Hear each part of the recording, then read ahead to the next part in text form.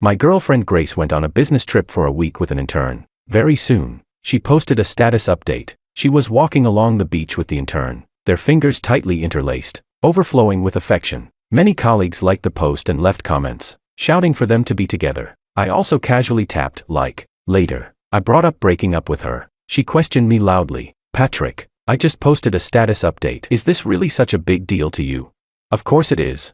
Chapter 1. Grace told me she had to go on a last-minute business trip. She would need a whole week before coming back. If it were before, I would definitely keep messaging her nonstop, reminding her to stay safe and watch her schedule. Even though sometimes she complained that I was annoying, she still replied to every message promptly. This business trip was different. This project was originally one I had been following all along, and negotiations were almost finished. According to the general manager's plan, I was supposed to go with her to sign the contract. But Grace suggested that the company should give newcomers more opportunities, and that the intern Anthony should go with her instead. The general manager was about to retire, and Grace was the company's vice president, so naturally he had to give her face. Just like that, Grace ignored my opinion and finalized the arrangements that very day. On the first day of their trip, I felt miserable and held myself back from contacting her all day. By nightfall, I still couldn't resist and called her, but the voice on the other end of the phone belonged to the intern. "Anthony, she's taking a shower. Do you want me to have her call you back later?"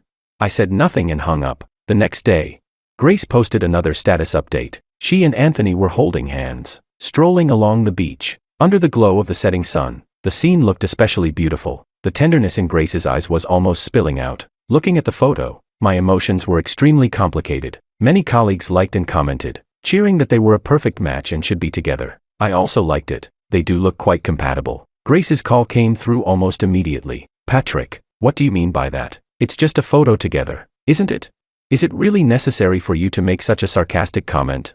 Do you know that because of your comment, Anthony is in a really bad mood? You have to apologize to him." Before she could finish, I hung up the phone. Chapter 2. I stood on the balcony, lit a cigarette, and took a deep drag. My 7-year relationship with Grace replayed vividly in my mind, flashing back like scenes from a movie. Back in college, she was the universally acknowledged campus beauty. At the time, a local thug outside the school harassed her every few days. Once, her best friend organized a karaoke gathering. Halfway through the singing, the thug barged in with a group of people. Her best friend made an excuse to go to the restroom and slipped away, leaving Grace alone inside. I walked out of the neighboring private room to use the bathroom and vaguely heard Grace screaming. I rushed in immediately. I saw the thug forcing Grace into the corner of the sofa, her eyes filled with terror. With a grim expression, I grabbed a beer bottle from the table and smashed it over him. With a loud bang, liquor and glass exploded everywhere. The thug's head split open instantly, blood pouring out. He clutched his head and collapsed to the floor. The friends he brought with him rushed over when they saw that. I stood firmly in front of Grace, shielding her. The fight was extremely intense. I was covered in injuries from head to toe. It wasn't until security rushed in that we were finally pulled apart. I felt like all the bones in my body had fallen apart. Gasping for air, Grace was curled up on the sofa, trembling all over. From that day on, my relationship with Grace became subtle. She often took the initiative to chat with me. She would also invite me out to eat from time to time. Whenever she left campus, she would ask me to go with her. She said that as long as I stood by her side, she felt safe. Back then, there was light in the way she looked at me. That was how we got together. She followed me around like a shadow all day long. At that time, every piece of clothing I wore, including socks and underwear, was bought by Grace. My classmates were insanely jealous. Of course, on every holiday, she also received carefully prepared gifts from me. From college to the workplace, we were together for 7 years. I still remember the moment when we crossed the final line. She held me tightly, crying as she said we had to be together for a lifetime.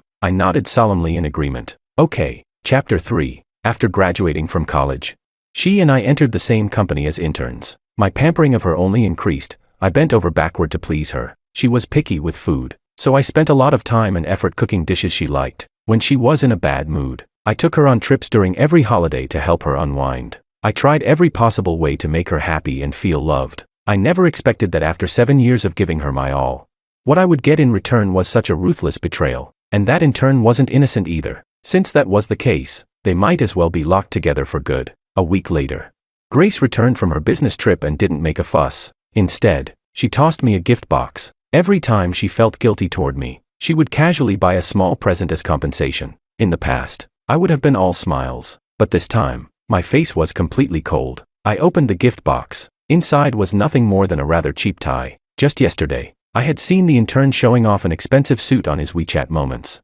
saying he was grateful to Vice President Grace for the gift and felt extremely flattered. This cheap tie was obviously a free giveaway, so Grace had taken something Anthony didn't even want and used it to brush me off. I closed the gift box and nodded lightly. Thanks. Grace looked surprised at my indifferent reaction, but she still said patiently, "You didn't bother me much during this business trip. That's rare. Consider this your reward." After 1 year at the company, Grace and I were both promoted to supervisors. Now, I was still just a supervisor, while Grace had become my superior, the company's vice president. The balance between us gradually tipped. She grew colder toward me and increasingly impatient. At home, Grace often spoke to me in this condescending tone, which made me extremely uncomfortable. If it weren't for me, could she have entered White Horse Company and become vice president? The general manager was about to retire and had practically let go of company affairs. During the time Grace was away on business, everything in the company fell on my shoulders. I was mentally drained worrying about Grace, while also handling matters big and small at the company. These past few days, I was truly exhausted. I didn't feel like continuing the fake politeness with her anymore. "I have work tomorrow. I'm going to sleep." Before Grace could say anything, I casually tossed the gift box with the tie onto the nightstand. Just as I was about to lie down, Grace suddenly exploded in anger and yelled at me. "Patrick, I kindly bought you a tie, and this is your attitude." Chapter 4. I looked at her in disappointment. "Grace, you buy Anthony an expensive suit and give me a free tie he doesn't want. What kind of attitude do you expect from me?" Grace's expression instantly turned awkward, though it quickly disappeared. She looked at me and snorted coldly. "So what? Anthony just started working. What's wrong with me buying him a suit? What do you have to nitpick about?" Her tone was full of impatience and entitlement. In her mind, it seemed I was simply supposed to accept all of this. I let out a cold laugh. "Ha, giving me something others look down on and still asking what I'm being picky about. You really are such a great girlfriend." Grace's ambiguity with Anthony hadn't started recently. Anthony often stayed in her office for half the day, the two of them coming and going together, openly flirting at the company. She also came home later and later. The scent of men's cologne on her made me nauseous. Some colleagues had even started a private betting pool, guessing when Vice President Grace would finally kick me aside. "Patrick, what exactly do you mean?" "Grace, do you remember the first time we slept together?" I said quietly, my voice calm. "You said we would be together for a lifetime, and I agreed. I thought we would keep walking forward happily, just like before. But now it seems that was all just wishful thinking on my part. People do change in the end." Grace was dazed for a moment, then quickly frowned. "Patrick, what are you trying to say?" "Break up." I looked at her, my voice ice cold. "I'm informing you, not asking for your consent. Now get out, I'm going to sleep." With that, I directly pushed her out of the master bedroom and locked the door behind me. I moved so fast that Grace didn't even have time to react. After I locked the door, she finally flew into a rage, slamming on the door non-stop from outside. Her reaction didn't surprise me at all. After all, I used to put her feelings first in everything. How would I ever dare treat her like this? She was the high and mighty vice president of the company. If there was going to be a breakup, it should have been her who said it first, right? Grace, going crazy outside the door, looked nothing like a vice president now. She was nothing more than a shrew. Clearly, Grace realized this too. After making a scene for a few minutes, she finally quieted down. Standing outside the door, she said coldly, "All you ever do is get jealous. Don't you ever get tired of it? If you were even half as sensible as Anthony, we wouldn't be in this situation." I shouted back through the door, "Get the hell out." After that, I wrapped myself in the blanket and went to sleep. Maybe I really had been too exhausted these past few days. Before I knew it, I had fallen fast asleep. Chapter 5. The next morning, I got up and opened the bedroom door. Grace was already gone. When I arrived at the company, I immediately saw a few colleagues who never really got along with me, loudly gossiping. When they noticed me coming in, they didn't bother to lower their voices at all. Do you think Vice President Grace and Anthony did something while they were on that business trip? The WeChat post basically made it official already. What's there to guess? Exactly, they were already eyeing each other at the company. A lonely man and woman. Sparks flying. So did Vice President Grace and Supervisor Patrick actually break up or not?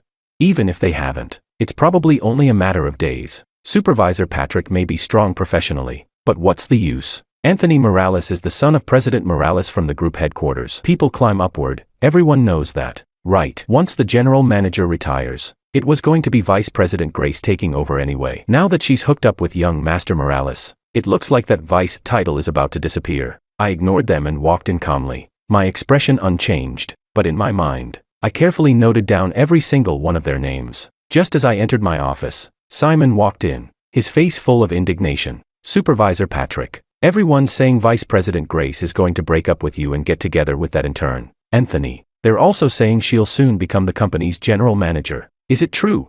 Simon was someone I had personally mentored. He graduated from a top university and had outstanding professional skills. He was already more than capable of handling things on his own. Yet after nearly 2 years at the company, he still hadn't even made it to team leader. After Grace became vice president, almost everyone she promoted was from her own circle. Most of the people on my side were still stuck at the bottom, working like beasts of burden. I could easily imagine that if Grace really became general manager, the people I had trained would probably never see the light of day. I smiled at Simon and spoke with certainty. Simon, Vice President Grace and I broke up last night, but the general manager position won't be hers. Simon had followed me for a long time and held a somewhat blind faith in me, although most people in the company believed that Grace would take the top spot. After hearing me say this, there wasn't the slightest doubt on his face. He knew that I never spoke lightly about things I wasn't sure of. The excitement on his face was impossible to hide. That's great, Supervisor Patrick. Back when you and Vice President Grace were both supervisors, her performance was nowhere near yours. Your ability has always been above hers. I think the general manager's seat should belong to you. I just smiled and said nothing. Simon continued, I should hurry and tell the guys to hang in there a bit longer. You don't know this, but a lot of people downstairs were planning to resign as soon as they heard Grace was going to become general manager. As he spoke, he turned to leave. I quickly grabbed him and reminded him. Remember, don't spread anything recklessly. Just tell them to stay calm. Simon nodded. Don't worry, Patrick. I know what I'm doing. Chapter 6. Simon had barely left when Anthony walked over. He looked at me with blatant provocation in his eyes. Supervisor Patrick, I heard that you and Grace were promoted to supervisor at the same time back then, right? Now Grace is about to become the company's general manager, and you're still warming the bench in this position. Do you really think Grace will still have any interest in you by then? I lifted my head and gave him a cold glance. What? Are you teaching me how to do my job? Anthony's face instantly paled, anger flashing in his eyes. If you know what's good for you, you should let go already. You're not worthy of Grace at all. I let out a disdainful laugh and looked at him mockingly. She stayed with me for 7 years. I got bored a long time ago. If you like taking out my trash, why don't I just give it to you? I never thought that one day I would demean Grace to such an extent, but ever since I found out about the disgusting things between her and Anthony, I felt nothing but nausea whenever I looked at her. The kid was still young and thin-skinned. A few sharp words from me made his face flush red. He wanted to say more, but my expression darkened. Anthony, remember your status as an intern. Who allowed you to come over here chatting during work hours? If every employee were like you, would this company even be able to operate? Now get the hell out. Anthony was so furious his face turned ashen. He clenched his teeth and said, Patrick, don't be so ungrateful. Grace is about to become general manager. Don't end up losing even your supervisor position.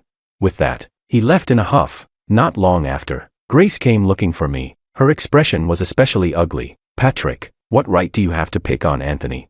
I glanced at her indifferently and leaned lazily back in my office chair. Grace, I just scolded him a bit. What? Does it hurt you to see him upset? Her face darkened even further. She planted both hands on my desk and looked down at me from above, her tone carrying barely restrained fury. Patrick, what exactly are you implying? Anthony is just an intern. Why do you have to target him like this? Have you even considered how humiliating this is for him? Chapter 7. I stared at her for a moment, my tone dripping with sarcasm. Humiliating? Grace, have you forgotten how you treated me at the company? Before we even broke up, you were already flirting with Anthony right under everyone's noses, making eyes at him, joking around, even letting him replace me and go on a business trip with you. Did you ever care about how I felt? Did it ever cross your mind how humiliating that was for me? Grace was left speechless by my words, her face flushing red. She bit her lower lip tightly, and her tone softened a lot. Patrick, I know you're upset, but Anthony is really just a small-time intern. Don't take your anger out on him. Just a small-time intern. I let out a scornful laugh. Grace, if he were really just a nobody intern, would you even be interested in him?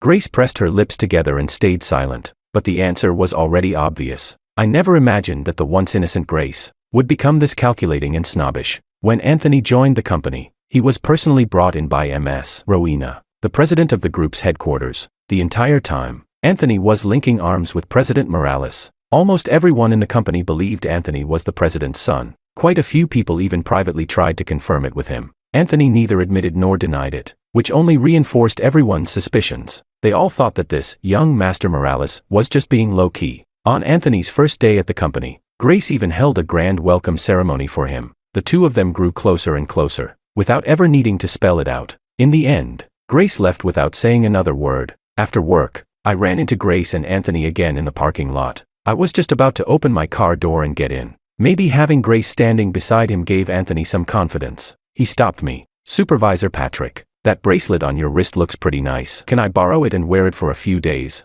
I replied bluntly. "Borrow it if you want. Who the hell do you think you are?"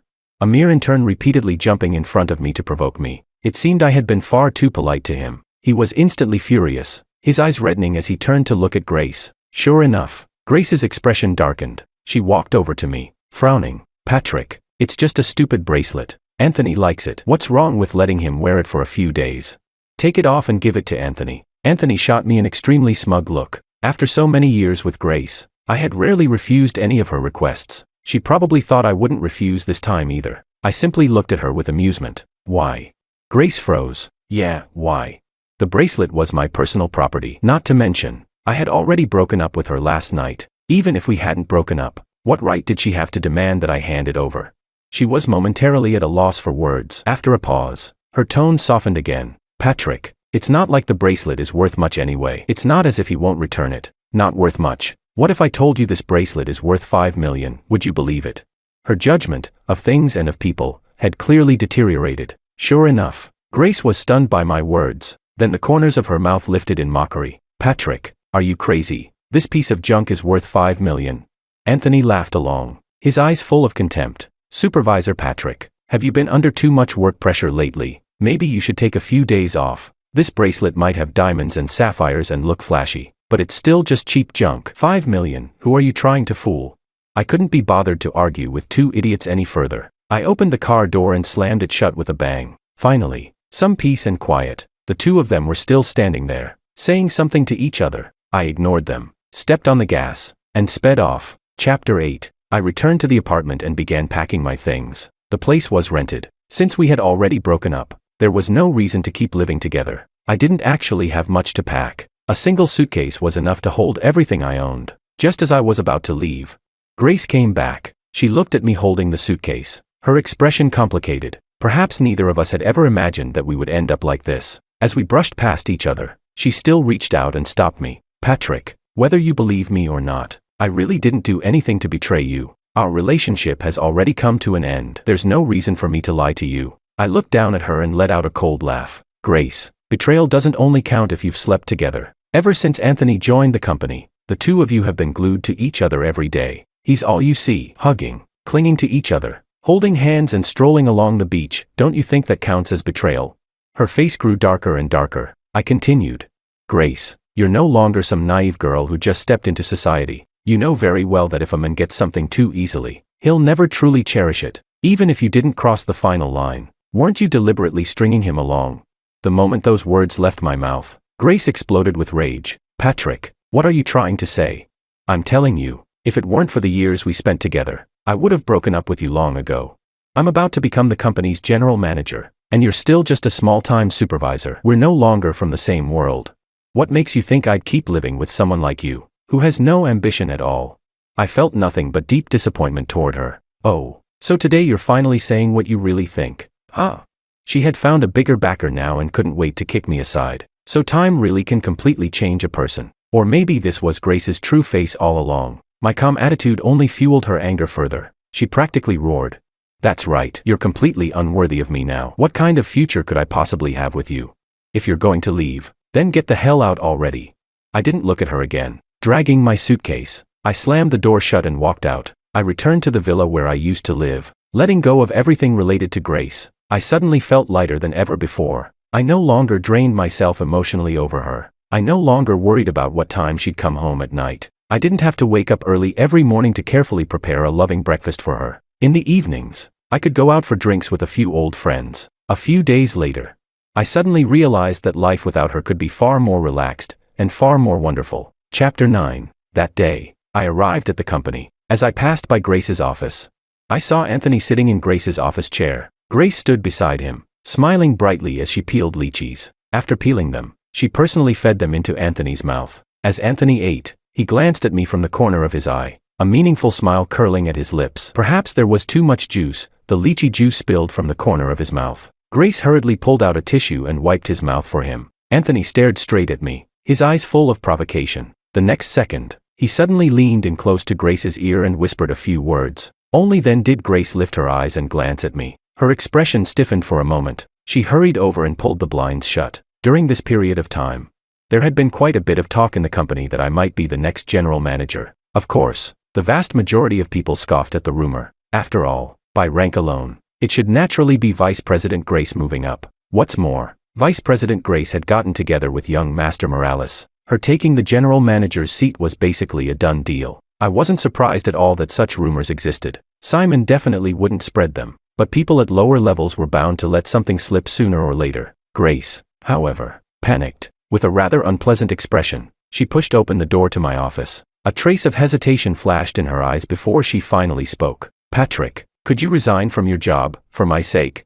I was stunned on the spot. How shameless did one have to be to say something like that out loud?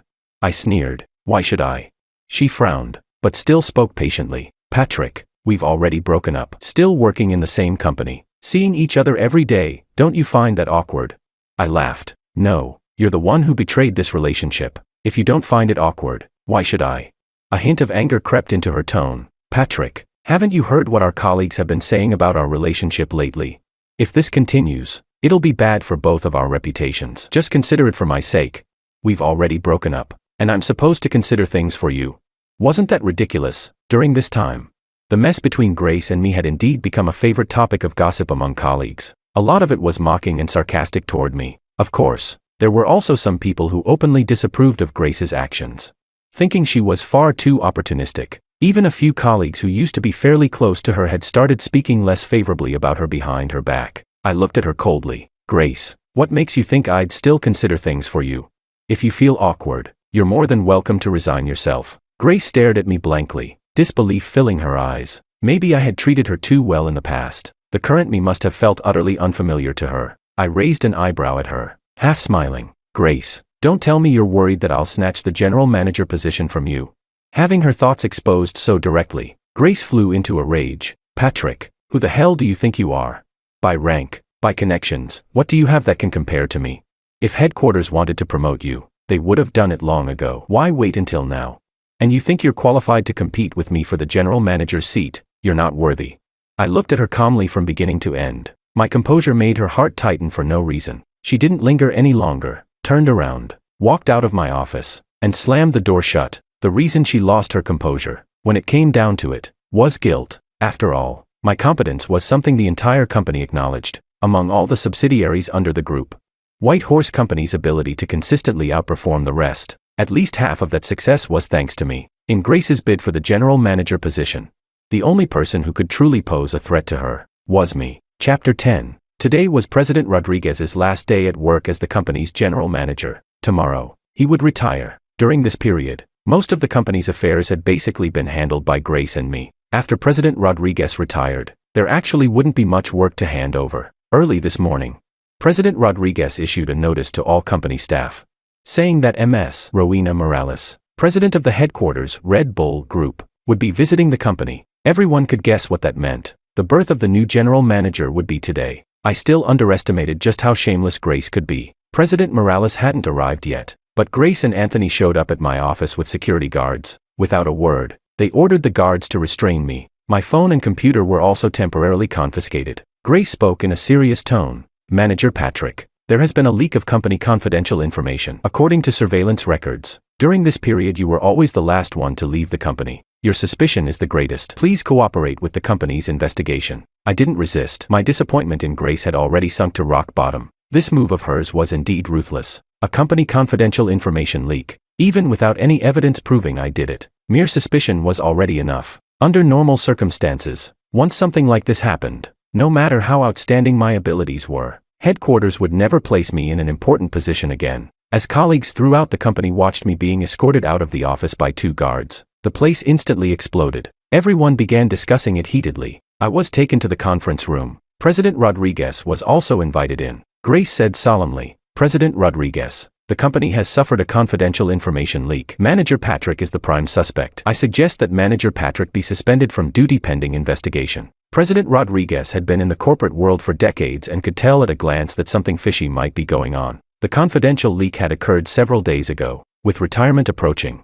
this incident pained him deeply. He had been investigating it over the past few days as well. The confidential files could only be accessed by 3 people in the entire company: me, President Rodriguez, and Grace. However, the access traces had already been completely erased through special means. President Rodriguez didn't want to stir up trouble on his last day, so he tried to smooth things over and said, "Vice President Grace, this matter is extremely serious. We still need to conduct further investigation and cannot jump to conclusions based solely on suspicion. Manager Patrick is also a key member of the company. We can't handle this so hastily. How about this? President Morales will arrive shortly. Let's listen to President Morales's instructions." Grace was clearly dissatisfied with President Rodriguez's evasive approach. She frowned, still wanting to say something. President Rodriguez waved his hand, signaling her not to push the issue further. Grace had no choice but to drop it. She cast me a cold glance, her eyes filled with triumph. Even without taking action, her goal had already been achieved. President Rodriguez received a call. President Morales was almost there. He hurriedly arranged for everyone to wait in the conference room. Then he rushed out to greet her. Chapter 11. Company colleagues filed into the conference room one after another. When I was brought in by the security guards, they had already guessed that it was probably related to the confidential information leak from a few days ago. At that moment, discussions broke out everywhere. Many people expressed sympathy for me, thinking I might have been wronged. Of course, quite a few also wore schadenfreude-filled expressions. Several of Grace's trusted followers were practically over the moon, rushing over to flatter her. Grace was in an excellent mood, clearly convinced that the position of general manager was already within her grasp. Simon and several subordinates I had personally trained came over to comfort me. They didn't believe for a second that I would leak company secrets. Seeing the smug look on Grace's face filled them with indignation. I smiled and said to them, "Don't worry, Grace won't become the general manager." Just then, Rowena walked in, followed by a man and a woman. Rowena was in her 50s, but she was very well maintained and looked no older than her early 40s. The man behind her was around 40, his face completely expressionless. Yet he carried the faint aura of someone in a position of authority. The other woman looked to be only in her early 20s, but she was stunningly beautiful. Her face and figure were flawless. She was even more dazzling than a top-tier celebrity. From the moment they entered, almost all the male colleagues' gazes were unconsciously drawn to her. Naturally, everyone was familiar with her, the #1 secretary of the Red Bull Group, Loviana. Over the past few years, she had always been by Rowena's side. She was practically the dream lover of every talented young man across the entire Red Bull Group and its many subsidiaries. However, she came from a powerful, aristocratic family. Although she was beautiful, very few people dared to truly approach her. As Grace watched the radiant Loviana walk in, a deep flash of jealousy crossed her eyes. I could clearly feel Loviana deliberately, or perhaps inadvertently, glancing at me the whole time. Being stared at like that left me somewhat helpless, so I secretly made a silly face at her. Loviana let out a soft laugh. In an instant, the entire conference room seemed much brighter. The previously oppressive atmosphere also eased considerably. This little detail did not escape Grace's notice. Her gaze shifted back and forth between Loviana and me, her expression turning frighteningly dark. Chapter 12. After President Morales took her seat, she slowly scanned the conference room. In the end, her gaze settled on Grace. "Vice President Grace, I've heard that the company has recently experienced a confidential information leak. You've been investigating it as well. Have you made any progress?" Although President Morales's tone was calm, it carried a hint of coldness. Grace clearly hadn't expected President Morales to question her first. She froze for a moment, then spoke. "President Morales, we have preliminarily identified a suspect. Since we lack key evidence, the investigation is still ongoing." President Morales nodded and continued. "Who is the suspect?" Grace glanced at me and replied, "It's Manager Patrick." Patrick, according to surveillance records, he has often been the last to leave the company recently, so his suspicion is the greatest. Rowena frowned slightly and turned to look at President Rodriguez. "President Rodriguez, what's your view on this matter?" President Rodriguez sighed and said, "President Morales, this incident is indeed somewhat strange. Manager Patrick is one of the company's core staff and has always performed well. I don't really believe he would do something like this, but it's true that his suspicion is the greatest." This old fox of a man seemed to have expressed an opinion, but in reality, he had said nothing at all. President Morales had no choice but to look at me. "Manager Patrick, regarding the leak of company secrets, do you have anything to say?" With a playful grin, I replied, "President Morales, Even if others don't believe me, you believe me, don't you? As soon as those words came out, everyone in the conference room widened their eyes. Grace immediately shouted angrily, "Patrick, this is a meeting. What kind of attitude is that? Acting all flippant." President Morales waved her hand at Grace, clearly not angry. "Manager Patrick, since you are currently the prime suspect, you still need to give everyone an explanation." I swept my gaze across the room and spoke calmly. "Who leaked the confidential information? Not only do I know, President Morales actually knew it long ago as well." The moment I said that, everyone looked at one another in confusion. Grace and Anthony, however, turned pale, panic flashing across their faces. I continued, "All of our company's office systems have a hidden monitoring function. Of course, during normal daily work, we are not monitored." When they heard the first part, everyone's expressions darkened. Upon hearing that routine work wasn't monitored, their faces eased slightly. It only automatically activates when confidential files are accessed. All browsing records and automatically captured photos are sent directly to headquarters. Grace and Anthony's faces turned deathly white. President Rodriguez cast a few meaningful glances at me. Even he, the general manager, had been unaware of this, so how did I know such details so clearly? Chapter 13. I nodded slightly toward Luviana, understanding immediately. Luviana projected her phone screen onto the large display. Anthony's face instantly appeared on the screen. Luviana said sternly, "During this period, access to the confidential files was normal overall. Only Anthony's access was abnormal. He does not have the qualifications or the clearance to access them at all. And the account Anthony used to access the files belongs to Vice President Grace." As soon as her words fell, the entire room erupted in an uproar. So Grace really was that calculating. She hadn't done it herself, instead letting Anthony do the dirty work. Clearly, she had been betting on the fact that Anthony was President Morales' son. Even if something were discovered, she probably believed it would be quietly brushed aside in the end. But she had miscalculated badly. At this moment, although Grace's face had gone pale, she didn't seem overly panicked. Anthony, on the other hand, was already trembling from head to toe in fear. President Morales looked at Anthony with a face full of disappointment and shouted sharply, "Anthony, what do you have to say for yourself now?" Anthony shuddered, stood up, then immediately crawled over to Rowena like a dog, begging incessantly, "President Morales, I was wrong. I was possessed for a moment and did something so stupid. Please spare me just this once." Everyone in the company looked at one another in confusion. Wasn't Anthony President Morales' son? Even if he had made a mistake, did he really need to be this terrified?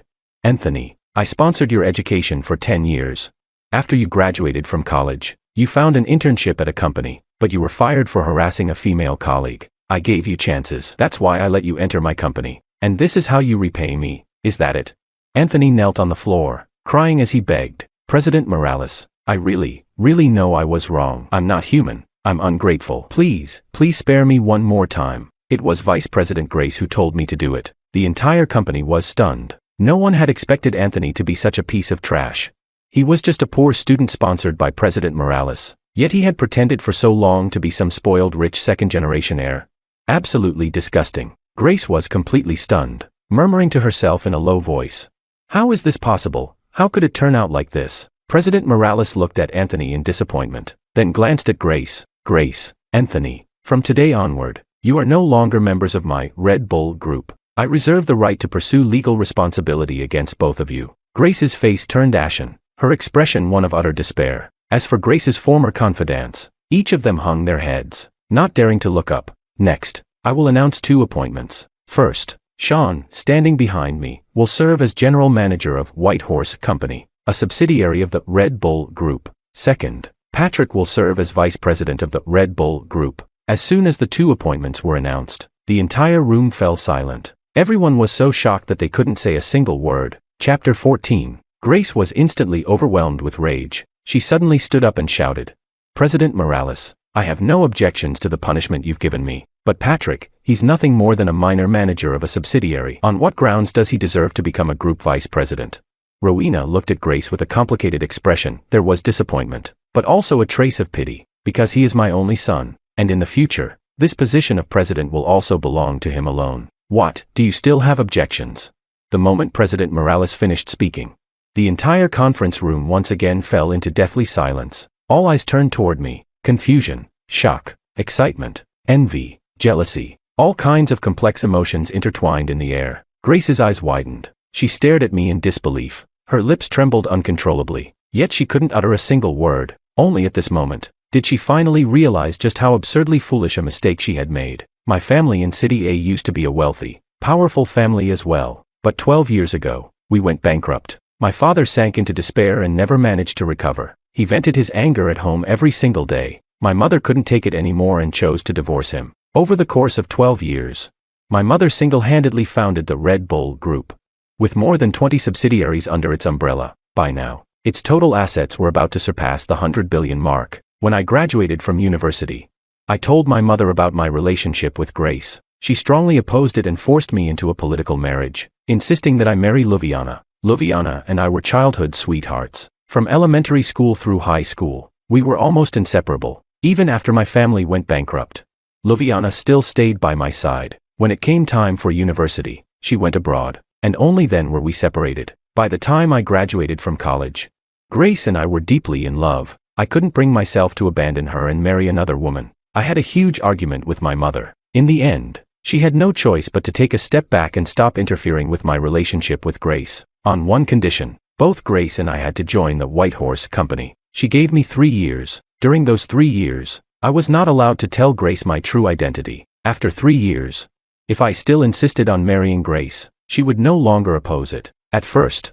I didn't understand my mother's little scheme, until she clearly knew that my performance was better than Grace's.